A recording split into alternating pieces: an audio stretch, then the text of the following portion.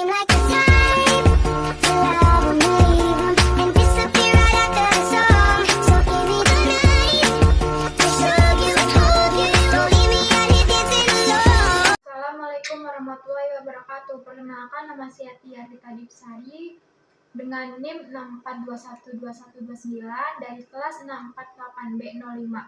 Video ini saya buat untuk memenuhi tugas mata kuliah e-business pada pertemuan pertama. Dalam kesempatan kali ini saya akan membahas konsep e-business dan usaha apa saja yang dapat dilakukan dengan kondisi lingkungan saat ini dengan konteks online. Baik, yang pertama, konsep e-business. Apa itu e-business? E-business atau electronic business adalah konsep yang mencakup semua aktivitas bisnis yang dilakukan secara elektronik dengan bantuan teknologi digital, terutama internet. E-business tidak hanya terbatas pada transaksi jual beli atau e-commerce, tetapi juga mencakup berbagai aspek operasional bisnis, seperti manajemen rantai pasok, layanan pelanggan, pemasaran digital, dan komunikasi internal perusahaan. Komponen utama bisnis. Pertama, e-commerce. Transaksi jual beli barang atau jasa secara online. Misalnya, marketplace dengan seperti Tokopedia dan Shopee. Kedua, manajemen rantai pasokan atau supply chain management atau SCM. Pengelola logistik, distribusi, dan investasi secara digital. 3. Customer Relationship Management atau CRM. Sistem untuk mengelola interaksi dengan pelanggan guna meningkatkan pengalaman dan loyalitas mereka. 4. Enterprise Relationship Planning atau ERP. Integrasi proses bisnis internasional seperti keuangan, produksi, dan SDM dengan teknologi. 5. E-marketing. Strategi pemasaran digital seperti iklan online dan media sosial. Keuntungan e-business. 1. Efisiensi operasional. Otomatisasi proses bisnis mempengaruhi biaya dan peningkatan produktivitas. Kedua, akses pasar yang lebih luas. Bisa menjangkau pelanggan global tanpa batasan geografis. Ketiga, interaksi lebih baik dengan pelanggan, memungkinkan komunikasi real time dan personalisasi layanan. Keempat, analisis data lebih mendalam. Data transaksi dan perilaku pelanggan dapat digunakan untuk pengambilan keputusan yang lebih baik. Contoh bisnis dalam kehidupan sehari-hari. 1. E-commerce, Amazon, Bukalapak, dan Lazada. M-banking, contohnya mobile banking dan internet banking.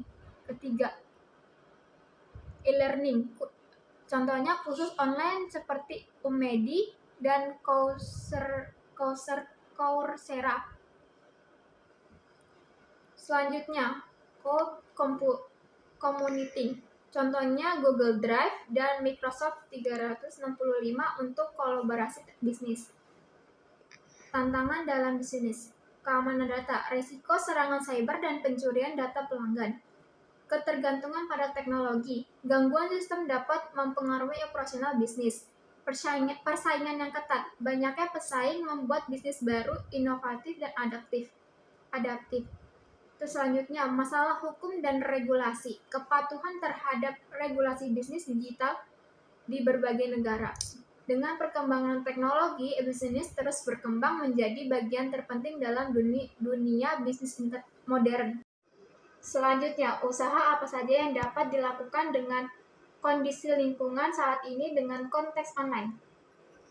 Dengan kondisi lingkungan saat ini dan perkembangan teknologi digital, ada banyak peluang usaha online yang bisa dijalankan. Salah satu potensialnya adalah e-commerce atau dropshipping, di mana seseorang dapat menjual produk tanpa harus menyetok barang sendiri. Ini bisa dilakukan melalui platform seperti Shopee, Tokopedia, atau marketplace internasional seperti Amazon dan eBay. Dengan produk yang laris seperti fashion, aksesoris, barang ramah lingkungan, gadget, dan makanan ringan. Selain itu, jasa digital marketing dan pembuatan konten juga termasuk diminati, terutama dalam membantu bisnis kecil dan menengah meningkatkan kehadiran online mereka. Layanan ini mencakup manajemen media sosial, SEO, iklan digital, branding, serta pembuatan desain grafis, video editing, dan copywriting.